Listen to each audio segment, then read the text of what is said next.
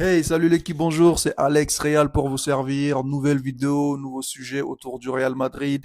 On va surtout aussi parler de Kylian Mbappé, de sa Coupe du Monde, mais pas seulement ça, parce que il y a certains points qui manquent pas, pardon. J'ai remarqué surtout que euh, au niveau du poste de numéro 9, il commence à comprendre c'est quoi ce poste et c'est très important. Avant de commencer ce sujet, je tenais à vous demander à toutes les personnes qui découvrent cette chaîne, abonnez-vous, donnez de la force. C'est Alex Real. Vous pouvez me suivre sur mes réseaux sociaux, sur X. Je suis très très très actif sur X avec la communauté. Donc voilà. Une fois que ça c'est dit, les gars, j'espère que vous allez bien, que vous passez une très bonne Coupe du Monde. Moi, je la trouve encore un peu molle, tu vois. J'attends les 16e, les 8e pour voir un peu ce que ça va donner. Bon, les gars, moi, je voulais parler déjà de... je vais terminer par Kylian, ok? Je vais commencer par le mercato du Real Madrid. Euh, il faut surtout savoir que en ce moment, le Real, ils sont en train de dégraisser. Il y a certaines personnes, certains joueurs qui sont en train de partir rapidement, mais sûrement. Je prends Ceballos. Ceballos, il est parti, c'est signé, c'est acté. Et voilà. Moi, je n'étais pas du tout fan de Ceballos, honnêtement. C'est un gars que je trouvais pas compatible dans ce nouveau projet du Real. Je le trouve bon techniquement, mais honnêtement, dans un match entier, il était très mou, il était très lent, et puis voilà, son impact n'est pas réel, moi je trouve, tu vois. Dans des petits matchs, oui, on peut le mettre, mais à long terme, Ceballos, c'est vraiment faible, Ceballos. Donc moi, personnellement, je suis content que le Real ait libéré, et content pour lui aussi parce qu'il pourra jouer dans un club qui va le donner ce qu'il mérite, parce qu'il a quand même du talent. Si tu es arrivé au Real, c'est que tu as du talent. Donc bonne chance à toi, Ceballos, comme l'a dit Kylian Mbappé dans les commentaires de Ceballos. Maintenant, il y a des rumeurs autour de Enzo Fernandez.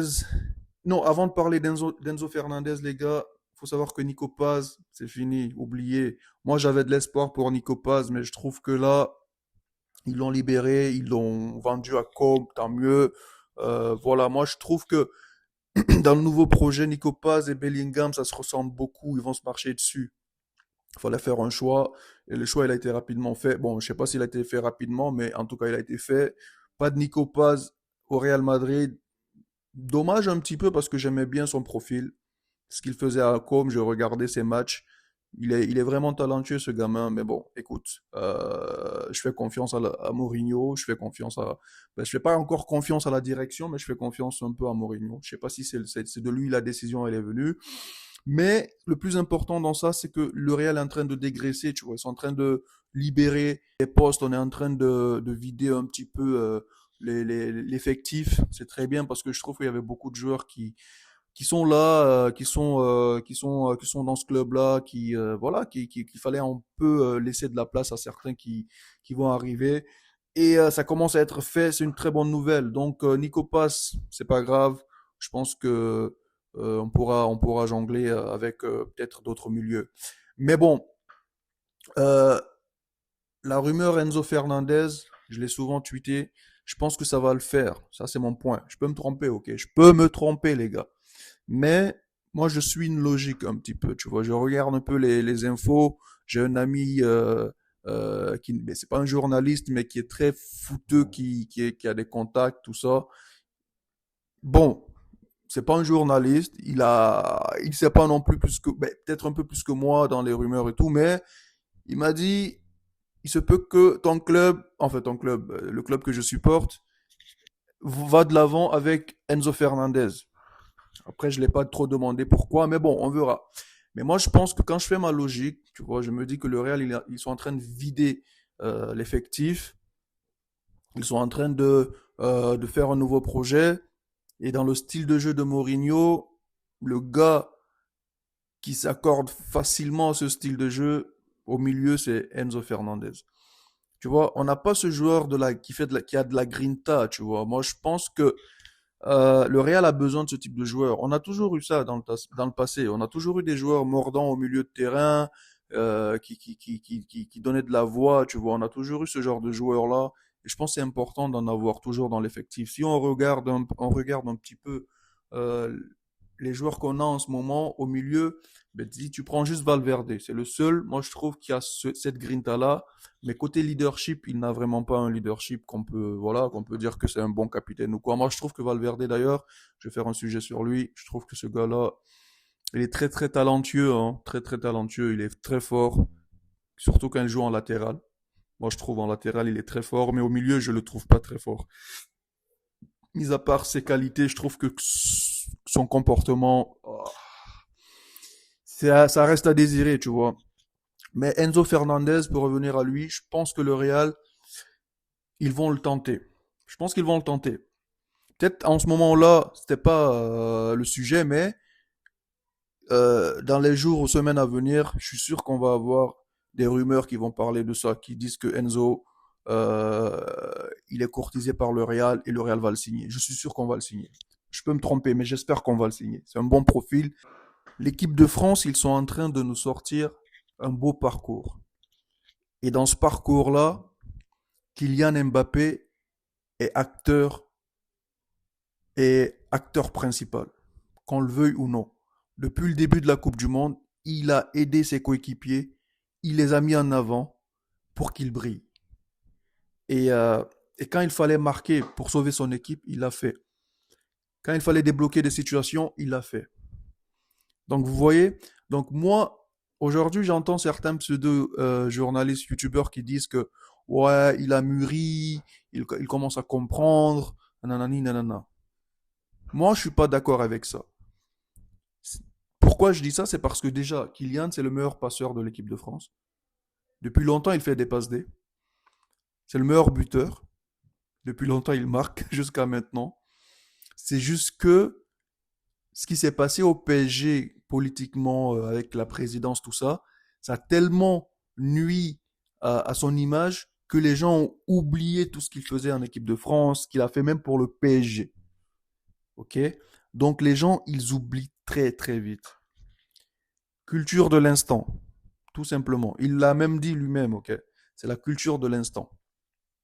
Faut juste comprendre une chose. Ce qui se passe aujourd'hui en équipe de France, quand on voit les derniers matchs, tout ça, les gens qui sont ébahis de voir Kylian. Moi, j'ai vu même Mohamed Enini qui disait que genre, c'est du R9 du Zidane, tout ça, tout ça. Il était content, je comprends, ok? Mais les gars, il a toujours été comme ça. C'est juste que les gens, l'image qu'ils ont de lui,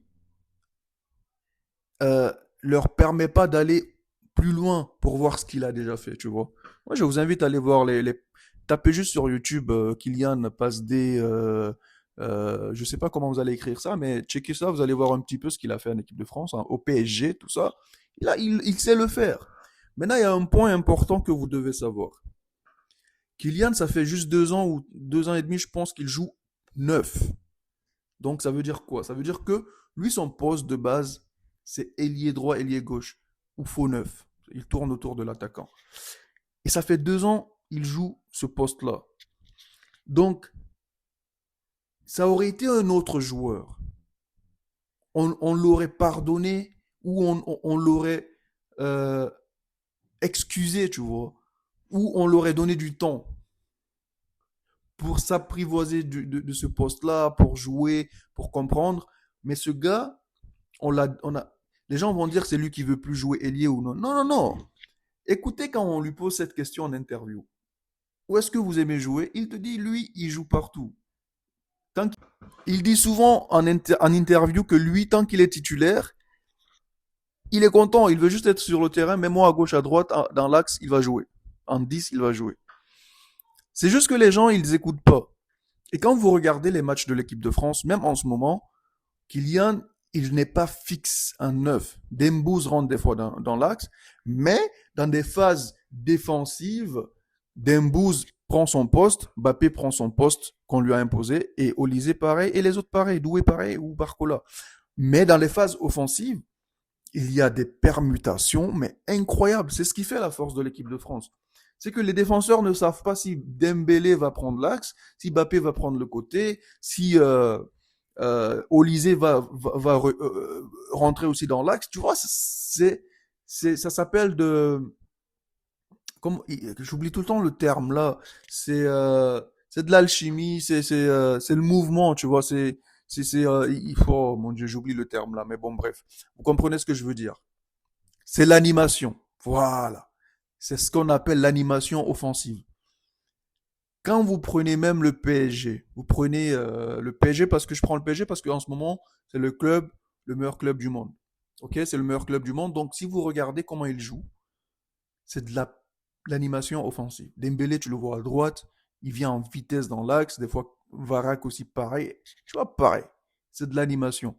Donc, les gens apprennent à connaître Kylian maintenant. Pourtant, nous, on le connaît depuis longtemps. Tu vois. Mais il y a un point aussi que je vais souligner où je peux donner raison à certains arguments, comme quoi il a mûri. Il a mûri, pardon, dans ce poste-là. N'oublions pas qu'il a joué que 2 ans dans ce poste-là. Il a joué que 2 ans et il a mûri et c'est normal.